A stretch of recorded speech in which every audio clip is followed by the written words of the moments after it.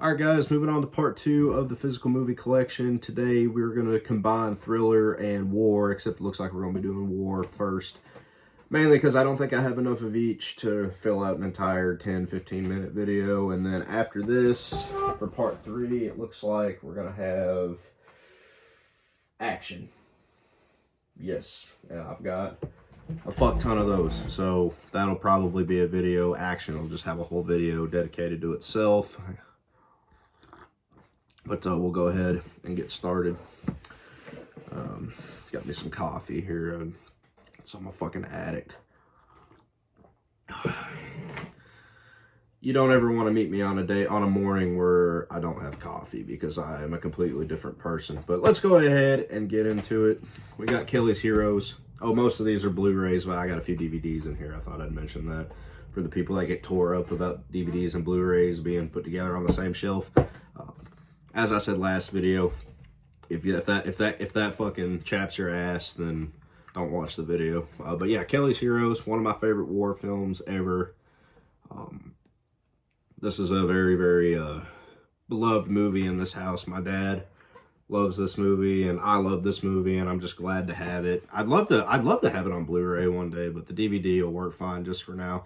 Probably my favorite Clint Eastwood movie too. I don't know. I love this movie, and I can't get enough of it. We got A Bridge Too Far. I really like this movie. I like how it covers different perspectives from World War II. It's a little cheesy.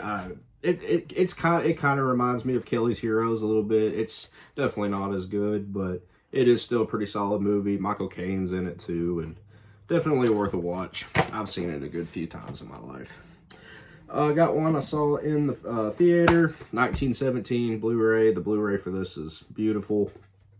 This is a great war film. I usually don't like movies that come out this day and age, but this was one of the ones that I feel really deserved some credit. It's very unique as well. Got Mel Gibson's We Were Soldiers. Pretty good movie. It's a little bit I know it's got Ned from Ned's Declassified in it. If y'all have ever seen that show, it was a sitcom show from when I was growing up. It was pretty much like a live action cartoon. It's got him as one of Mel Gibson's kids in it, but the combat scenes in this movie are brutal. It just, like I said, it sometimes can feel very too pro-America, patriotic, which, I mean, it is a war film, so I'm an American war film. But I don't like when movies, I do like this movie, but I don't like that it's just very one-sided. Alright, next. Yeah, that's pretty much all I can say about We Were Soldiers. I do like it, though. I do like it. I mean, obviously I like it. I own it on Blu-ray. These are not movies. These are more HBO miniseries. But Band of Brothers and The Pacific, it's a box set. It's got Band of Brothers and The Pacific. This is basically, these are both, if Saving Private Ryan was a miniseries. Which one do I prefer? The two, I prefer Band of Brothers. I do like that Band of Brothers. It gets more into, as the name would imply, brotherhood side of war, where I feel The Pacific, it's more personal than Band of Brothers, and it gets into the traumas of war. The Band of Brothers doesn't really get too much into it, but The Pacific really tackles that. But I prefer Band of Brothers. I mean, there's more it's weird because this has more combat than The Pacific does, but the battle scenes in The Pacific, the actual combat in The Pacific is more gruesome. So I like them both a lot, but I just, you know, I grew up with Band of Brothers, and The Pacific didn't come out till a bit later. I probably shouldn't have been watching it either, but who cares? So it's weird, I got a double feature pack here. One movie I've never seen before, and the other I've seen a fucking gazillion times. Navy SEALs and Red Dawn. I've never seen Navy SEALs, so I don't know anything about it. I've seen Red Dawn a ridiculous amount of times. Red Dawn's one of my favorite movies.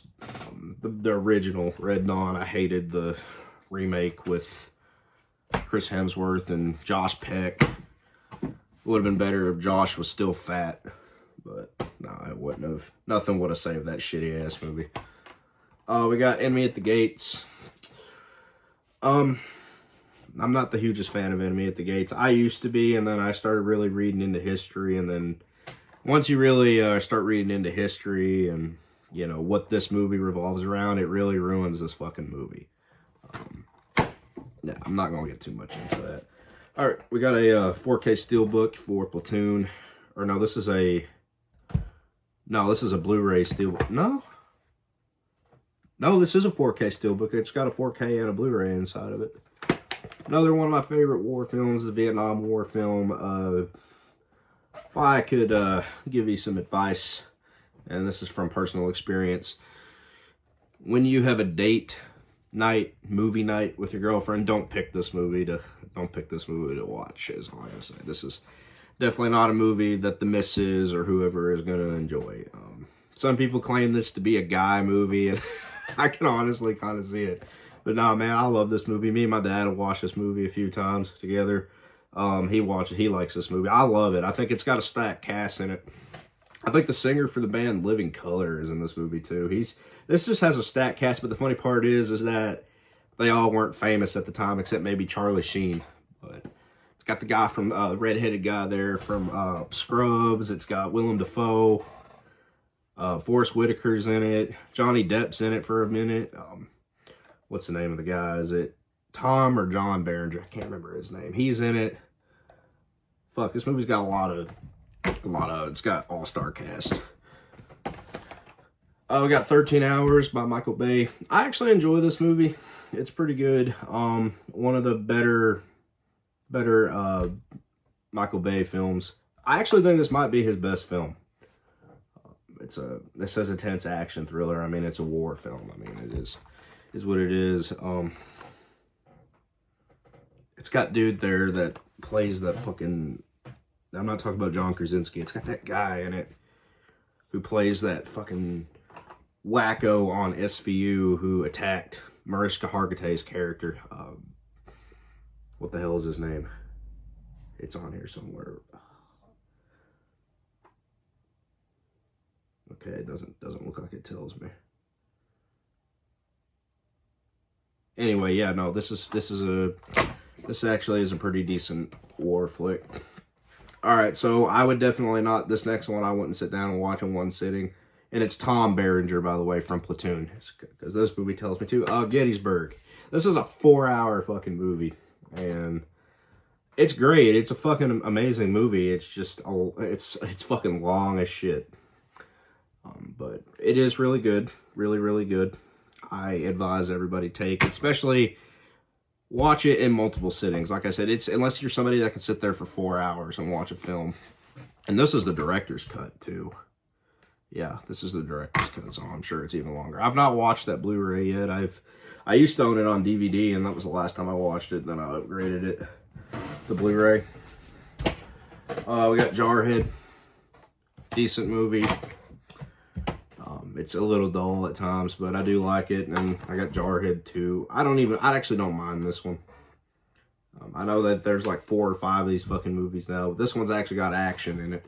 Where Jarhead, the first one, it doesn't have any action, and it wasn't really about the Gulf War itself. It was more so about just the travails of what the soldiers go through and the waiting, and you know, it's not their whole situation in that first film it didn't revolve around combat, which I thought was an interesting approach to the movie.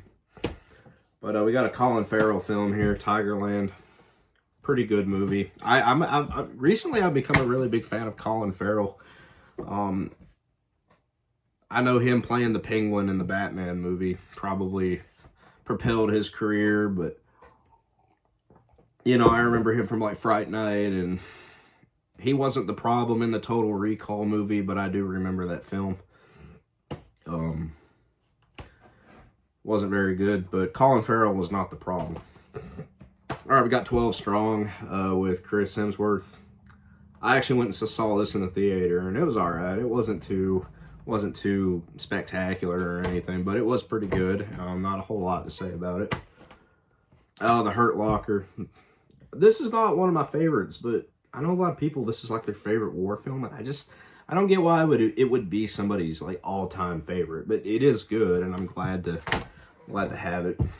I got a 4K here of Hacksaw Ridge. This movie is fucking gnarly and violent, but it plays into those American war film tropes that I don't particularly care for too much. Where just everything's kind of stylized and Hollywoodized, and you know, American war films have a tendency to do that. Not every single one of them are like that, but some of them are. Fury, love this movie. It kind of as well plays into what I was just talking about with Hacksaw Ridge, but I think I like this movie a little bit better than Hacksaw Ridge. It's a lot darker, a lot more visceral than Hacksaw Ridge. But Hacksaw Ridge, like I said, has some violent shit in it. This movie, I like how the whole thing is based in a tank. I thought it was good, and the whole cast was phenomenal. Here's my favorite war film and the best war film I think ever made, Saving Private Ryan. I pretty much talked ad nauseum about this movie. Best combat scenes in my opinion, and me and my mom went and watched this in the theater for the, what was it, the 25th or the 30th anniversary? I think it was the 25th anniversary, because this movie came out in 98. Yeah, 98. So that would have been the 25th anniversary. That would have been, was it late 2023 or early 20? I don't fucking remember. I think it was 2023. Yeah, I think it was 2023. We went and watched the anniversary, or watched it in the theater, I mean, for the anniversary. My dad went and saw it in the theater, and he told me about when it came out in 98, and told me, like, the theater experience and just how it wasn't what everybody was expecting. It was, war films hadn't reached that level of viscera and carnage and realism at that point, so it was just kind of a big shock to everybody. Just the D-Day Omaha Beach landing scenes, and how visceral and violent it was, and all that. Anyway, moving on. American Sniper, not a movie I'm overly excited about, or it's not one I get overly excited about, rather. Definitely not one of my favorites. I saw it in the theater, and I was just kind of, there's parts of it I like. It's just not one I'm really overly over the moon about. Zero Dark 30. This was a badass movie. I fucking really enjoyed this one. Jessica Chastain's in it, and it's pretty intense. It's very, very, very intense. I think I saw it in the theater. There was a time where I was seeing like every war movie that came out in the theater. Like I went see, I did see Zero Dark 30. We seen like The Lone Survivor, which I'm not that big a fan of The Lone Survivor. I never really have been. I was just catching every war movie in theaters. Of course, when I was growing up around that time, we were all into playing Call of Duty Black Ops and Call of Duty Modern Warfare. And I was with that group of kids that thought they were just like fucking tactical combat geniuses, even though we didn't have a fucking clue in the world what we were talking about. Anyway, moving on. Black Hawk Down, another one of my favorite war films. Fucking brilliant. I'm not really too much into like modern combat type of movies, but Black Hawk Down is definitely one of my favorites of that variety. Inglourious Bastards, good movie, but I think it's a little overrated. And I'm somebody I enjoy, except Jackie Brown. I enjoy pretty much everything Tarantino's put out, but that's definitely not one of my favorites. But I like it. I do like it. We got two war flicks left. We got The Patriot. If you know anything about the history of the Revolutionary War, you know that this movie is fucking highly inaccurate, but it is a fun movie, and I do enjoy it. I love this fucking movie. I don't care what anybody says. Yes, it's historically inaccurate, but I don't care. It's a fun time. And last war film, Full Metal Jacket. Love this fucking movie. It does say that it's the best war film ever made, and I don't necessarily agree with that, but it is a fucking great movie. R. Lee Ermey, who was actually a Marine Corps drill instructor. Got to play a Marine Corps drill instructor in the film. Now we are moving on to, yes, thrillers. I don't know why that slipped my mind for a second. I don't have a whole lot here because I'm kind of picky when it comes to thrillers.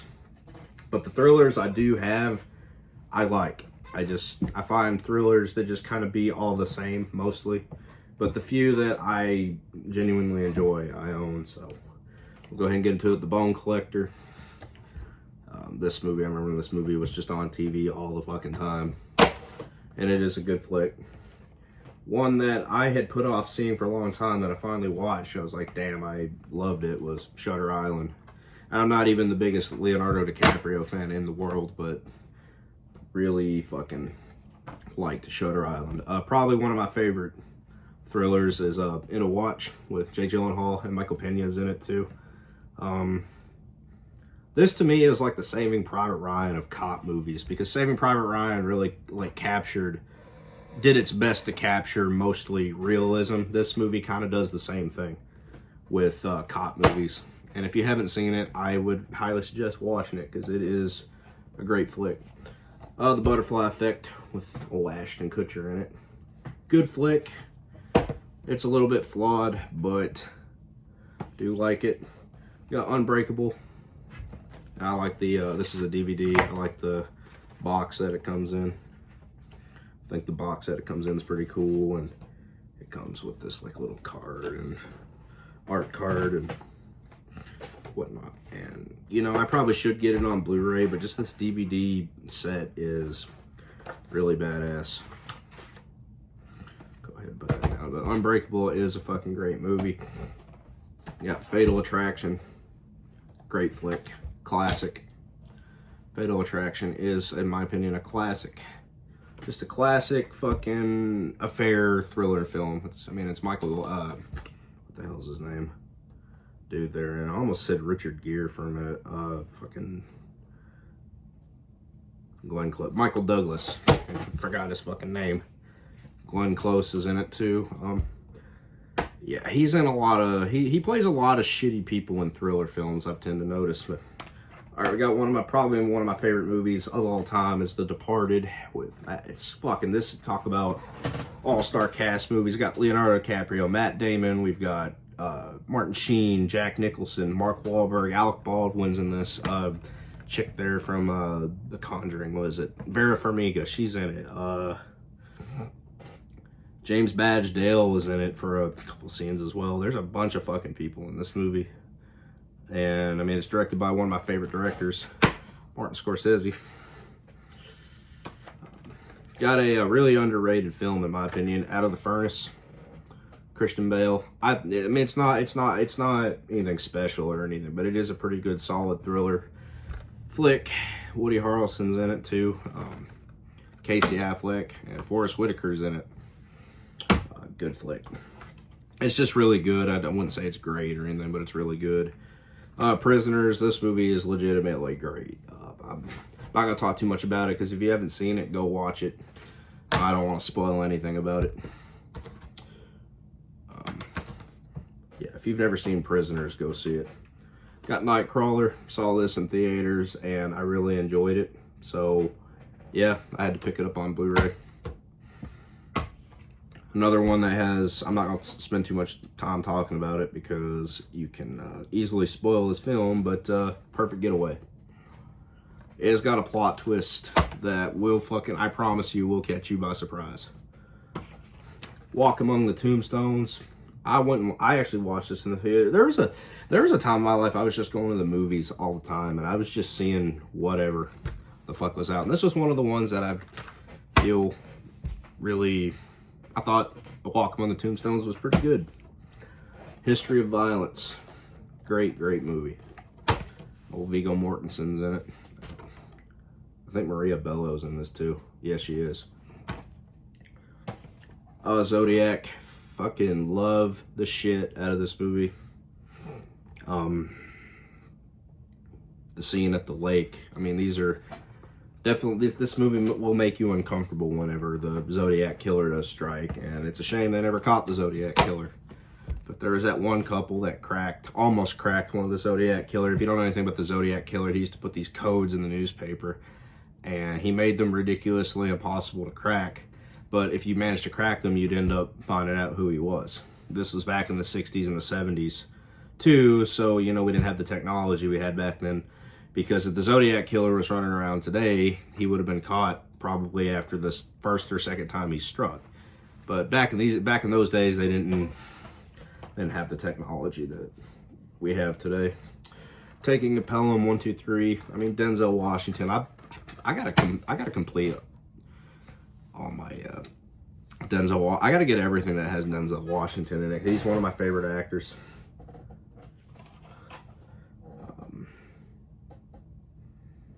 This movie right here, everybody's been telling me to watch this. I haven't seen this. I don't even remember. It just popped up in my collection one day. I don't remember even buying it. But everybody's telling me to watch it, so I need to. It looks interesting. Oh, I got Seven. I'm not going to spend too much time talking about it. You all know how great Seven is. One of the greatest thrillers ever made. You've got a really underrated thriller. It's, like I said, nothing too special. But it is really good. It's got John Travolta and Vince Vaughn. It's Domestic Disturbance. Really underrated flick. And I definitely enjoy it. Now this one, just if you ever sit down and watch this film, make sure you're paying attention to the whole thing. Because you will, when the twist inevitably comes, you will have no idea what the fuck is going on if you don't pay attention. But we got Memento. Just really make sure you're paying attention when watching this movie. When you pay attention and you actually know what's going on, it's brilliant. But I know some people, I made sure I paid attention, but I knew some people that were like, what the fuck? I don't get it. That's because you weren't paying attention. V for Vendetta. I'm actually not really that big a fan of this. And, I mean, it's kind of a thriller and it's kind of an action movie too. I mean, it's probably more so action. It probably should be in the action section, and I think I may have just ended up grabbing it by mistake. But, yeah. I mean, it's probably more of an action. It probably shouldn't even be in this pile, but somehow it managed to sneak into the action or the thriller and war pile. But it is what it is. The Gift. This is really underrated flick. And we got Law Abiding Citizen, which to me is an action thriller. You probably get away with putting it in the action or the thriller section. And it's a great movie too. So that is actually it for part 2. Like I said, we have a lot to cover when it comes to the action section. So I hope you guys liked the video. Thank you guys for watching. Make sure to hit that like and subscribe button. And I'm out. Peace.